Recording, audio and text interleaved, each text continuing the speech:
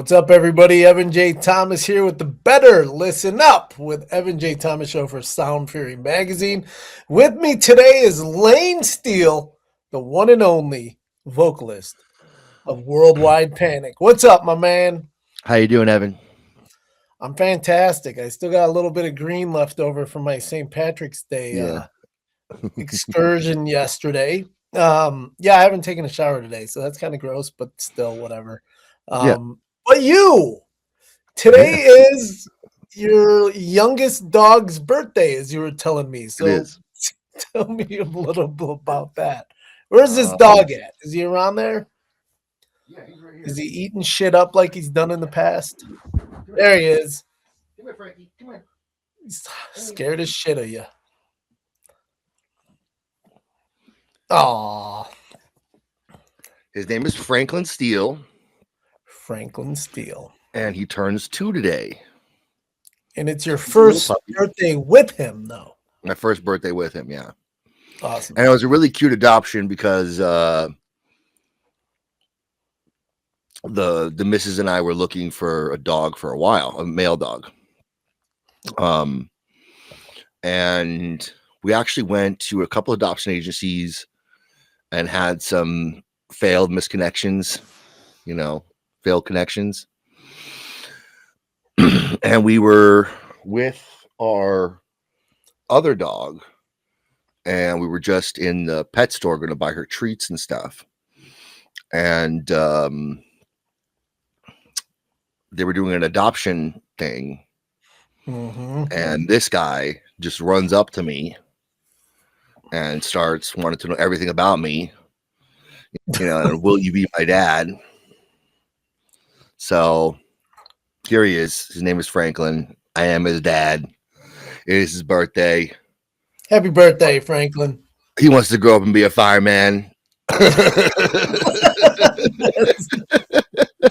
Well, he does like peeing on, fire hydrants. So there you go. He's starting off well. Interesting you say that. So that's actually how I got my dog about 10 years ago, is ended up going into a store on the day they were doing an adoption. And my girlfriend at the time, I'm like, we're not getting a dog. She's like, don't worry, we won't. We fucking walk out with the dog. Yeah.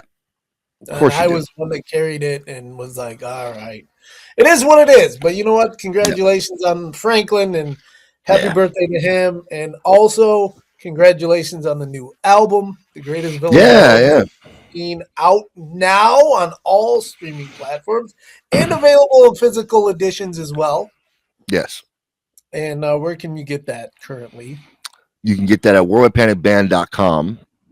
And I'll even throw in a free guitar pick, and I'll sign an 8x10 for you. And, whatever you want. The CD's like, I think it's $20-$25 with shipping. So not too shabby. So this new album, it was announced that you were going to release it about a year ago. Mm-hmm. You've had 3 singles off of the album, and 4 singles off of the album. And this is your sophomore album, so second one that you've done. And when you got to writing this album, what did you have in mind when you put it together? Well, it was a clear vision on this one.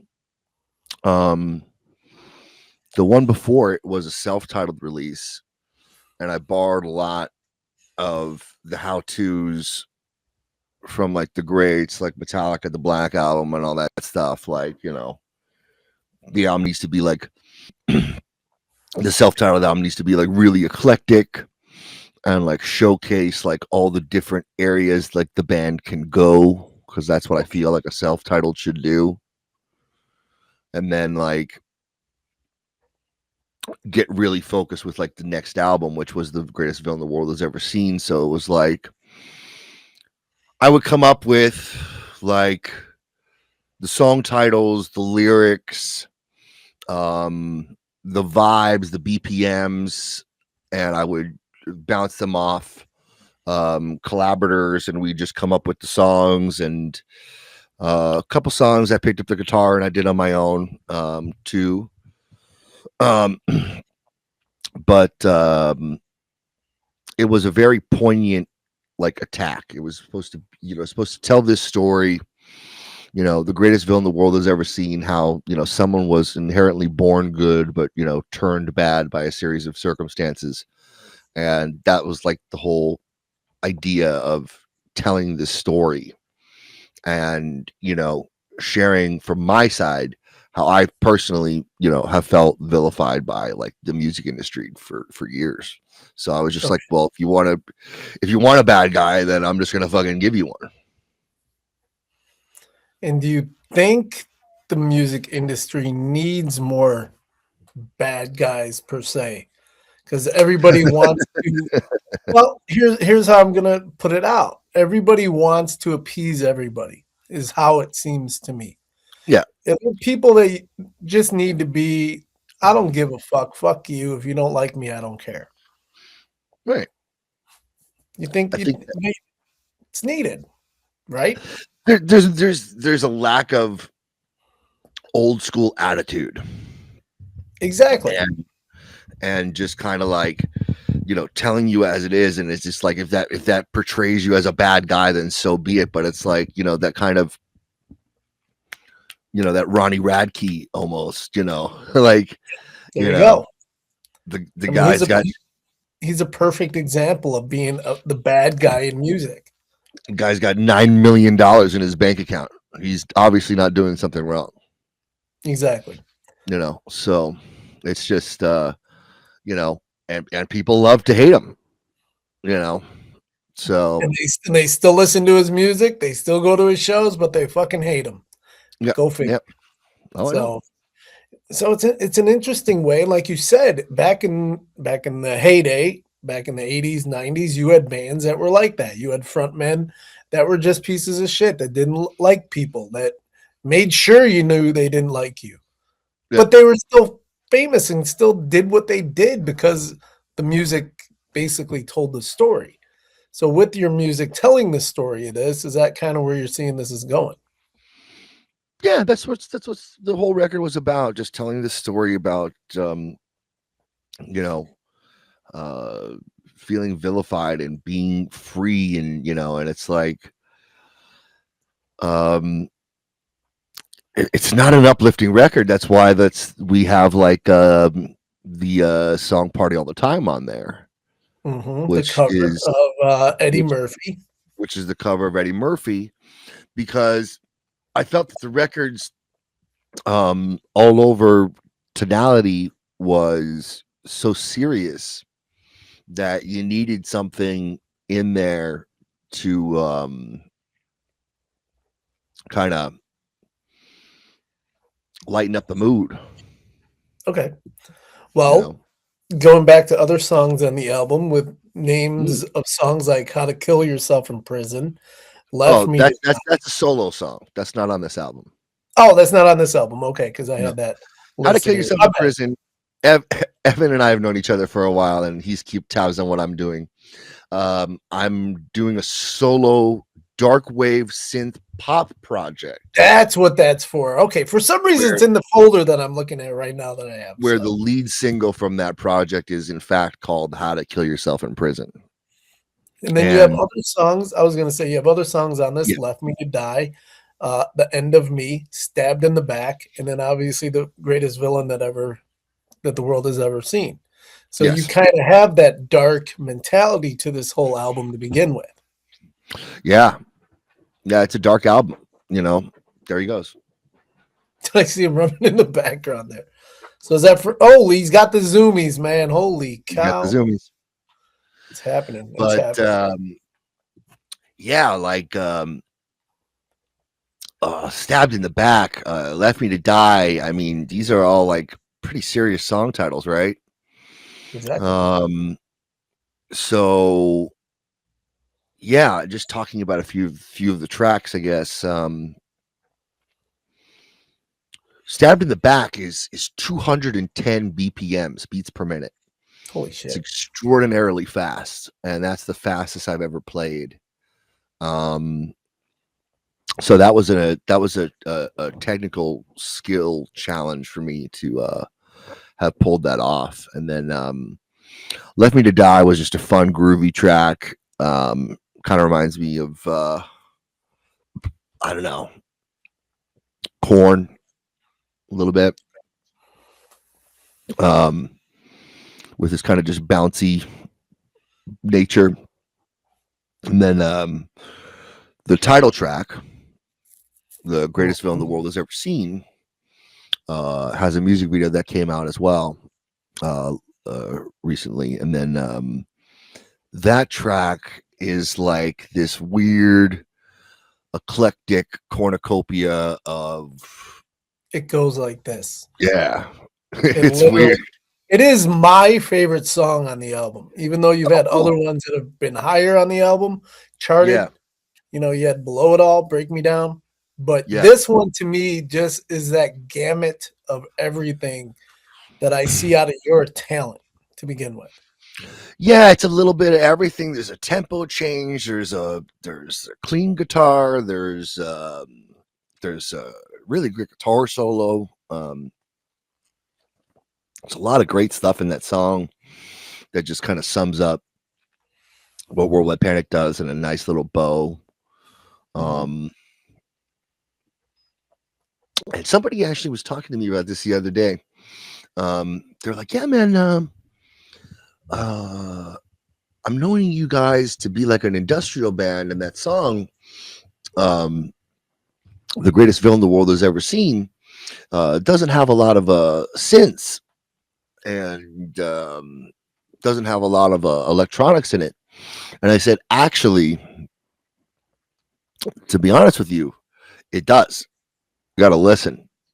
And there's tons of sound effects going on in that song. They're just really buried in the track. And it's like, it's a different way for us to do the electronics because we're not doing like crazy, like lead synths with these big shimmering effects. It's like different kind of pads and all this type of stuff. But it was really interesting how that all came together. But one of these days I'll send you just the synth track of that song, and you'll be all like, there's no way this is in that song. It blows your mind. Yeah, it's insane because it's chock full of stuff, but it's a great song. Lots of fun to play live. And I think people have been responding really well to it when we played it live so far. So people come up to me and be like, you know, what's that song you guys ended on? And I'm like, oh, so that's your finale is Greatest Villain. Yeah. I was gonna say, if it isn't, it's got to be like right at the top. Yeah. So it's either one or it's the last one of the set. So when that song starts off, to me, it's very Danzig-ish sounding, especially off of the 777 song. That's where I kind of get the groove from. But then, like you said, it takes you in a whole different realm of musicianship. So that's why I really love it, because it's all over. It's chaotic. It's dark. It fucking rips. So I'm actually playing it on my show today, which actually, when we're done with this, it's going to be on there. So you'll be tagged. So it'll be on my radio show tomorrow on Thursday, which hopefully might debut.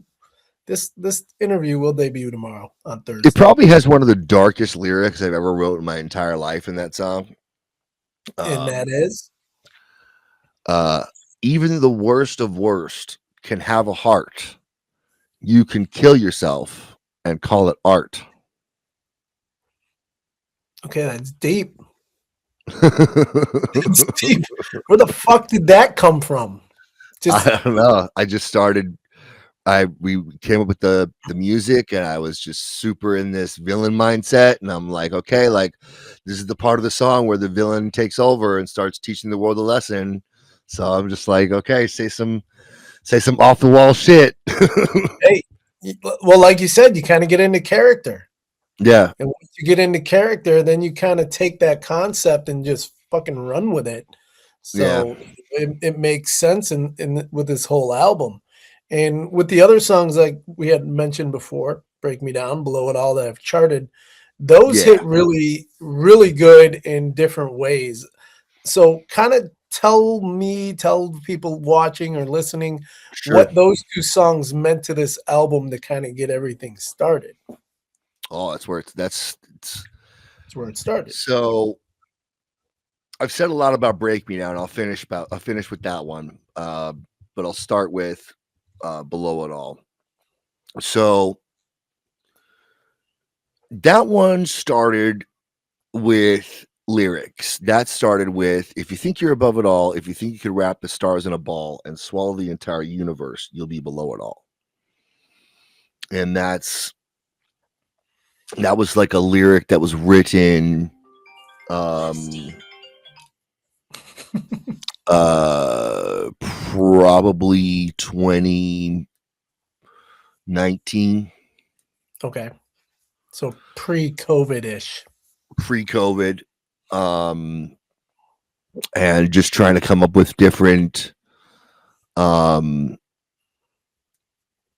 chords to go around the melody that I wrote, um and just uh it really just turned out better than I could ever anticipate it. And the song is really great. It's really groovy. It's really chunky. um, and I'm glad that people had a chance to connect with that song on a national radio level. Because I think that it's a song about not being good enough for somebody else and never measuring up to someone else's expectations. Gotcha. And I think that that's a relatable topic. It's very Um, relatable to many people so and many different things. whether it's your boss, whether it's your spouse, your Mhm. parent, whatever, So, um, and then below, Break Me Down was done with Bob Marlette at his studio. Um, And just to throw out Bob Marlette, Saliva, Alice Cooper, Rob Zombie, yeah, uh, worked with them all. D. Snyder, the original Black Sabbath. This guy's done it all. Mhm. So he really helped take, because I'll show you the demo of the track. It's okay. It's different song, different song. Okay. It would have been totally different. Um, so he really molded it and created something extra special with his genius that is Bob Marlette. And his family as well helped out. His wife Lisa and his son Chris did a lot of the heavy lifting as well.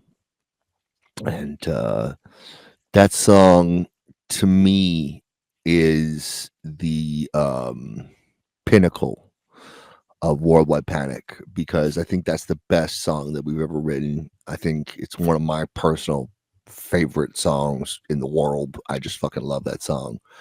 And I think that it was an incredibly successful PR campaign for us when it was going on. And we were getting lots of coverage, and I'm really grateful for that. And those 2 songs were, the way for us to start teasing this record and letting people know that there's more. Mhm. And here we are. So I want to go back into a little bit more of like Bob Marlette and Yeah, him sure. doing the mixing and everything. I see a lot of bands now or artists doing their own self-producing, self-mixing. Yeah. Do you find that a detriment to their music because they don't have anybody else to tell them what's right, what's wrong, what sounds bad, what sounds good? What's your take on that? So I am all about the self-producing. I think it's great. I think that that's where you should start. Okay. But if you really do have something special, you should bounce it off a co-producer or somebody who it doesn't have to be a luminary like Bob Marlette or someone like that. It just has to be like somebody who you could bounce it Trust. off of. Yeah. When Worldwide Panic wrote its first hit song, which was "I Tried," and that was a tough experience for me. I don't know if I ever shared that experience I with don't you. think so. That song took about 16 drafts, and I was self-producing it all the way, and I wasn't mixing, but but that's where things changed. I wasn't The structure of the song was intact. I tried everything. Chorus melody, riffs, structure, solo section, everything. For the most part, all the synths were there. But for some reason, I was having a really hard time getting an intro that matched the intensity of the rest of the song. Okay. Makes sense. And what happened was I finally said, enough. I believe I have something really special here. This could be a turning point for the band if I treat it correctly. The guy who's mixing it already is a very talented guy. His name was Brad Bernazzi. I just said to him, just come up with some sort of intro. This is the drum. I provided him the drum. I told him what kind of feel I wanted. And he came up with this electronic section and this little lead guitar lick. And that provided as the intro for I Tried. Okay. So it I was beating my head against the wall, and then I was like, okay, you need to find a partner. You need to find someone you can bounce this off of. You need to get someone to take us to the next level. And I think that like a couple of friends of mine have been showing me mixes that they've been doing, and I'm like, this is what I think you should do with your mix. And like, they're like, fuck, you're right, but I don't have the budget to do all that kind of stuff. And I'm like, well, that's what it takes, the time, Mm-hmm. So I'm not a mixer. I don't mix, I just produce. But it's different every time, Evan. Like sometimes I'll pick up a guitar and I'll write a song front to back. Sometimes I'll write the solo section rhythm part. Sometimes I'll write the breakdown. Sometimes I won't write anything, and I would have just come up with like a hook lyric, and then somebody builds a song around my idea. Okay. I mean, I'm not a formalic guy. There's tons of different ways to do this. And you played all the instruments on making the album, correct? Oh, Villain? Yeah. No. Okay. No. I mean, I am the bass player of the band. I play bass on every song. Sing. But no, there was only a handful of songs that I played guitar on, but I did do a lot of drum programming. I did do a lot of synths, and obviously it's all my bass and all my vocals, what you get in Worldwide Panic. So okay, because I was a little confused on that. For some reason, I thought you did all of it. So no, I'm not that good, dude. You just can't go in and be like, I'm gonna do every single part and then mix people in, and when I can do this. So let me go into that. So you've been in the music industry for a pretty long time, 22 years. 22 years, over 2 decades. With what you've seen and what you've experienced, what can you say that you could have done different in your younger years in the music industry that would have made a difference now? Like, was there something that you kind of didn't see that now you see and you're like, shit, I wish I would have done this before? I try to not live in regret. I feel like I did the right thing by starting off as young as I did. And what Were you 21, 22? No, I was about 18. 18. Okay, so you were About yeah, you're 18. you're not even 40 yet, right? I just turned. Just turned 40. So So there you go, right yeah, there. Gotcha. yeah. So you know, I had a good head on my shoulders. I knew what I wanted to do.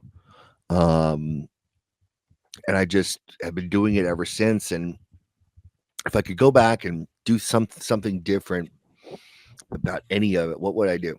Um, I think that I would have started my touring career earlier because I think in the early 2000s for us, it was just like, oh, we're gonna live in a van for 2 weeks or a month, and what we weren't savvy to that. We were consumed with the. It was a different battle because I was in a different band. Mhm. Um, and that band was like more like aggressive metal, and the like commercial viability of that band is not as much as the War Panic would be, and we just drank and did drugs. And we wanted to stay in, Los Angeles and party and go to the after party and drink and do drugs. And um, it wasn't on our to-do list to like sacrifice things to go on tour. And it was like something that I got into in my 30s that ended up really liking. And um, but I really, looking back on everything, the thing that, I mean, obviously everyone's going to say the thing that I want to do the most is play a show, play a show, play a show, play a show, play a Yeah. show, play a show. That's great. Second to playing a show, the thing that I like to do the most is this is, you know, go against the odds, have a concept, and execute every time. I mean, it was the same thing with the last band. It's the same thing with this band, concept, go against the odds, months in a windowless recording studio, album. I mean, that's what I've been doing since I was 18. Is just turning out albums, turning out CDs, turning out projects. That's it. And that's the thing. It's like you can get fucked with, and you can get a gig canceled, and you could have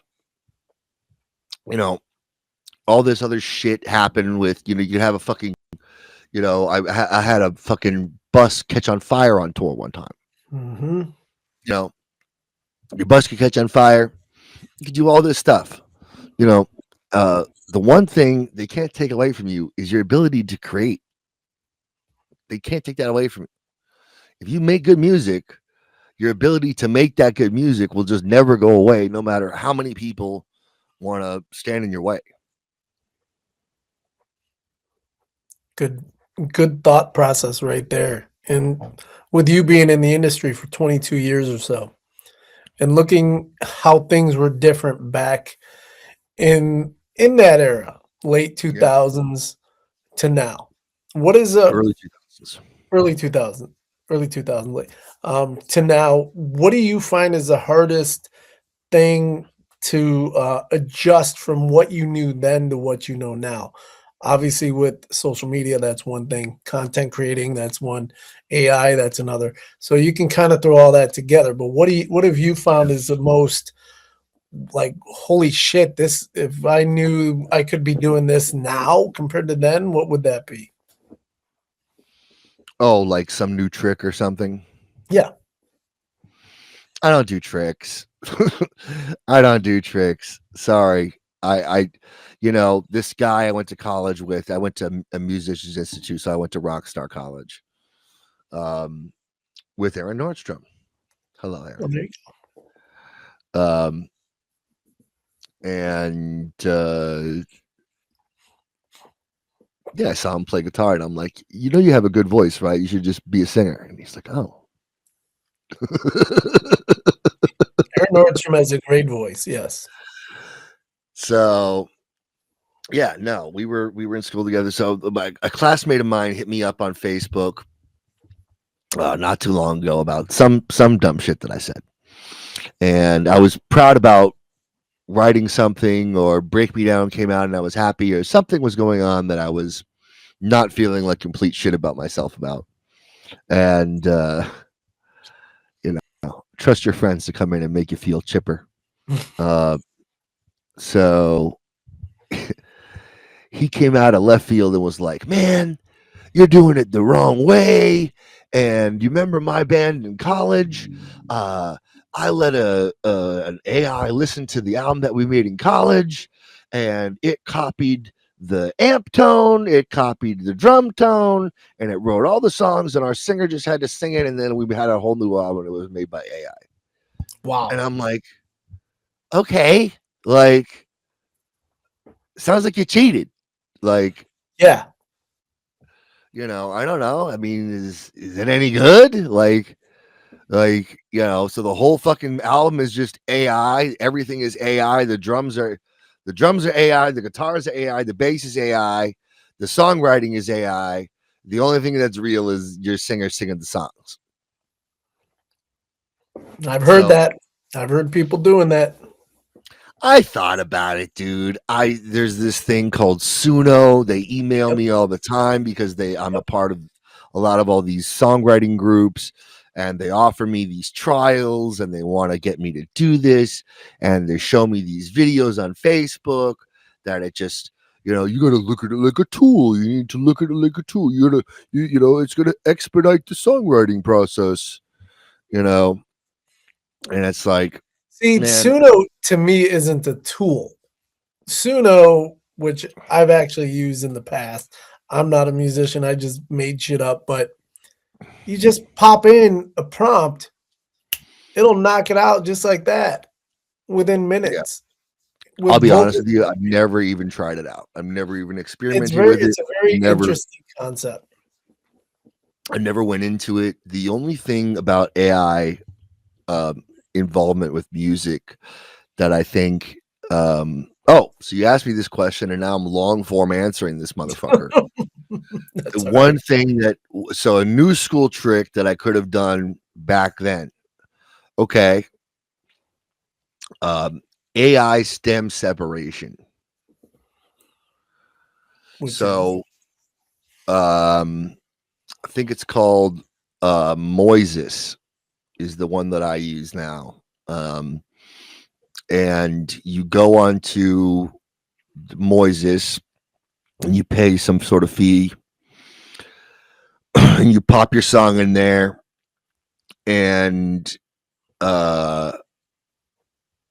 it stems it out. So it gives you the guitar of the song, it gives you the drum of the song, it gives you the keyboard of the song, it gives you a click.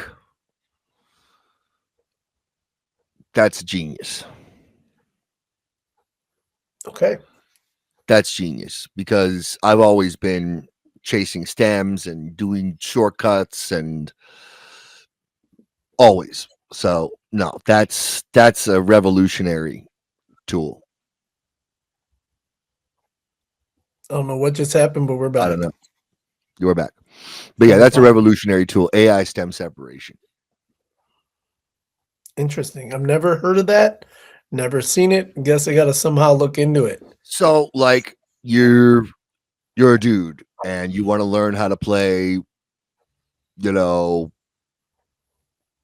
some song. So take that song and throw it into Moises, and you want to play guitar to it, right? So take the guitar out. See what I'm saying? Mm-hmm. So Moises will chop everything up, give it to you, And so piece it out. you could be Eddie Van Halen on the track if you want to be. You know what I mean? That's the point. Jesus. Yeah. That's You know. that's crazy the shit that they're doing right now. It's unbelievable with the AI. And for content So for creating me, too, it's fucking great because I can fucking have my little karaoke and I could be like, okay, I'm Jonathan Davis. I'll fucking get rid of, I'll fucking do the scat, fucking, cool. I'll fucking warm up to that. Right. do you do your animal or whatever you want to do voice for it. Yeah, it's cool. Bingo. See, you got it right there. Right. But Crazy. So, yeah. what else was I going to get into a little bit? What are you looking forward to? I mean, obviously the album's done. It's out. It's taken a while to get out. Finally is. What do you see? What you're going to do next? I mean, I know you want to, like you said, you want to tour. Another album. Cut another one. Already working on it. I was in Vegas 2 weeks ago. Did Right 5. before I was, like 2 days before I Yeah. was there. Yeah, you already know the answer to this question. This is just for the I interview. know. It's not my questions, it's people for everybody else. Yeah, no, I'm not wasting any time. It's a couple things. It's like, number one, I realize how long it takes to like complete these projects with Worldwide Panic. So like the sooner you start it, the fucking better. So I think that the Greatest Villain album has been done a while. I'm not even going to say when because it's embarrassing because it's been done so long. But so I had quite a long time to demo material and do a whole bunch of shit. And I went to Vegas about 2 or 3 weeks ago, and I recorded at this place called the Hideout Studios. And that's like where like Five Finger and Disturbed record with Kevin and King Churko, if anybody knows who those guys are. Okay. And I did 5 songs on bass, and I already finished the vocals for all those, and the guitars and synths are all done, drums are all done. So we're about halfway-ish into writing album number 3 right now. So that's what's next, I can't guarantee there's going to be a bunch of big touring. So when there is tour dates, go see us. We're always that rare flavor. We don't overexpose. So, when we do play, come see us.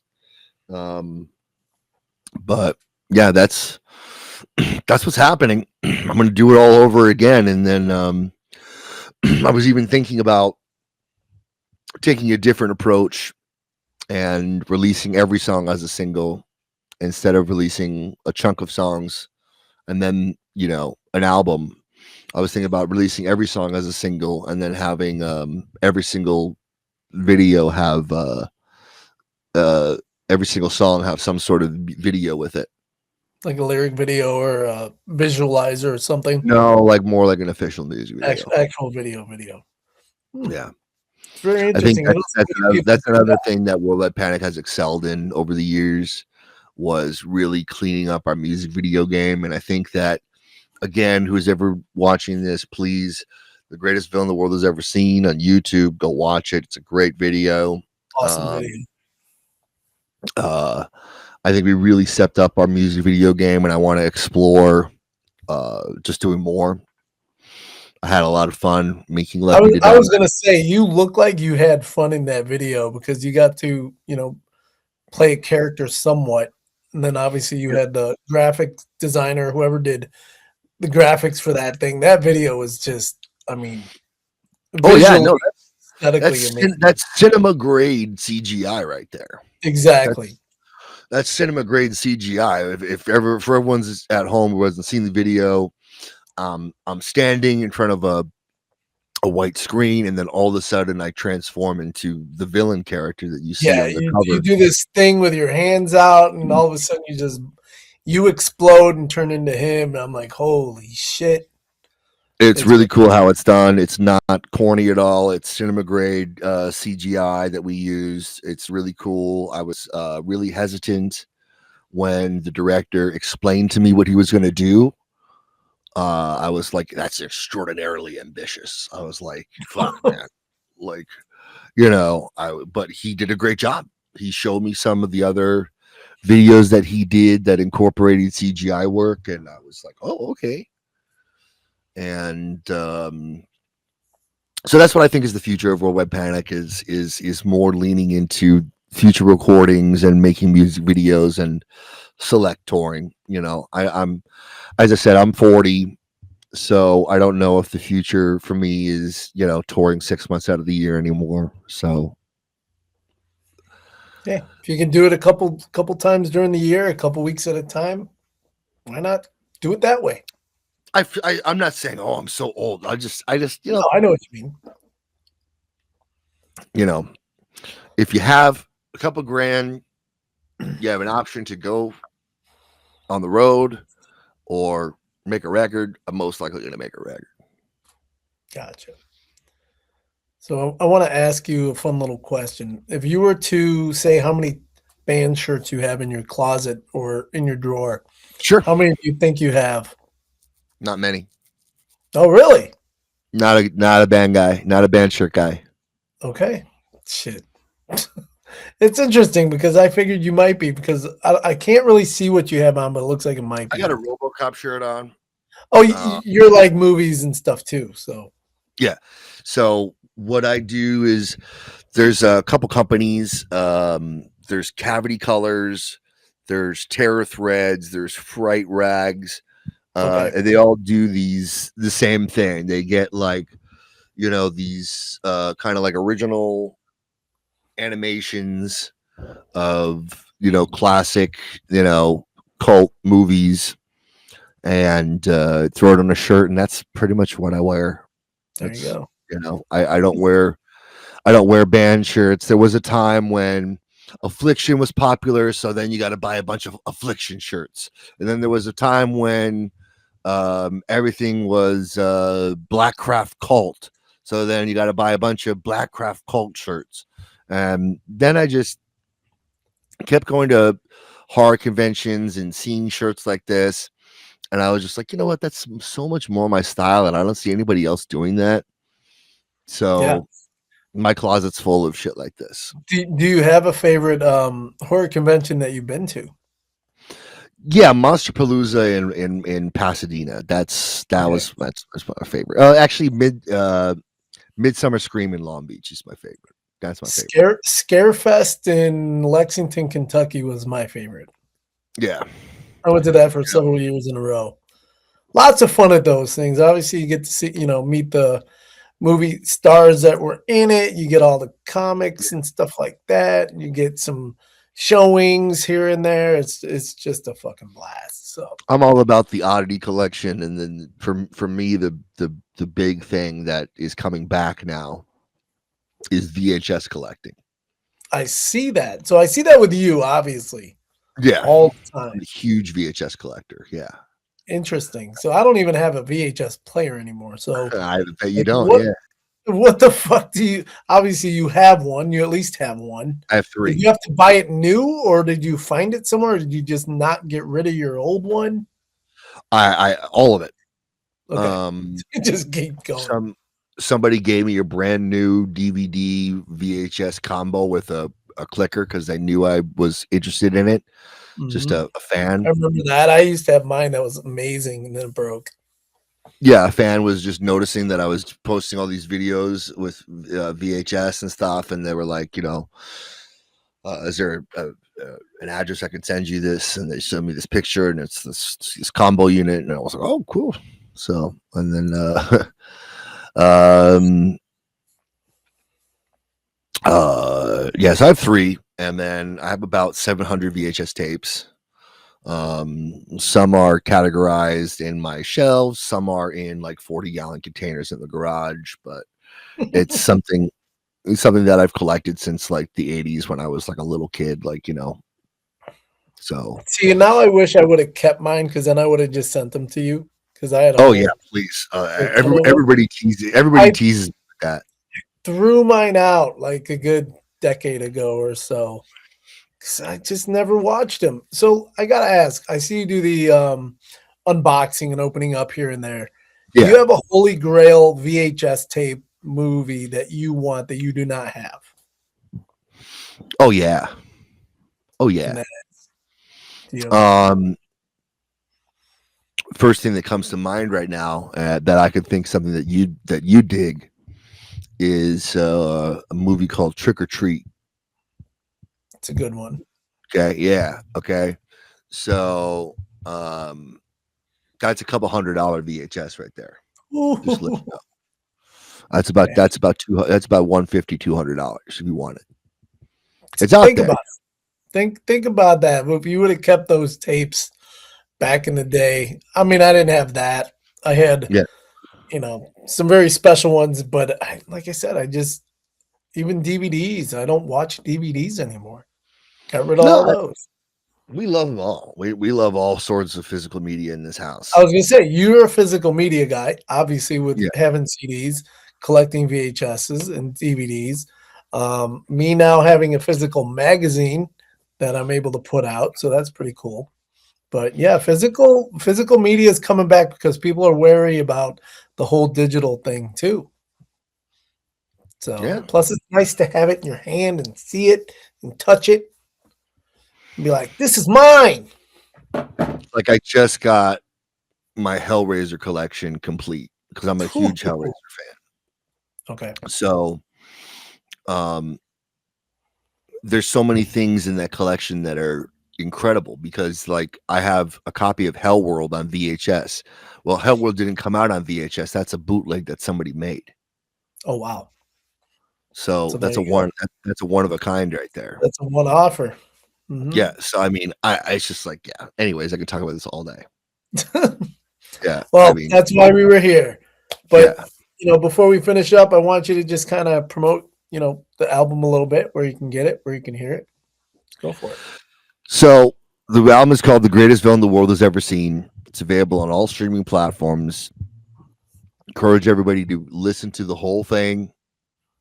If you like it, go to worldwidepanicband.com and purchase the album. I'll give you a free guitar pick. I'll give you a free 8x10 signed, and I'll ship it to you. Very cool. You gonna personalize each one too, or do you just put your name on it? If anybody wants any sort of personal message, whatever they want, I'll do.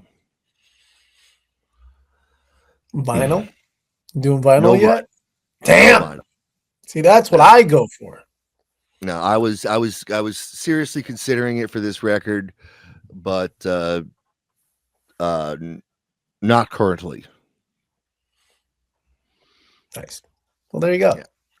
Lane, greatest villain the world has ever seen. Not you, but I mean, the album. Maybe you will be. Who knows? Maybe I will be. But I'm Evan J. Thomas, Lane Steele. This was the Better Listen Up with Evan J. Thomas show. You know where to check us out all over social media and also soundfurymagazine.com, which this interview will most likely be in the June issue. So since the other one's coming out next week, it's kind of hard to get that in there. But Lane, thank you, man, for joining me today. This has been awesome.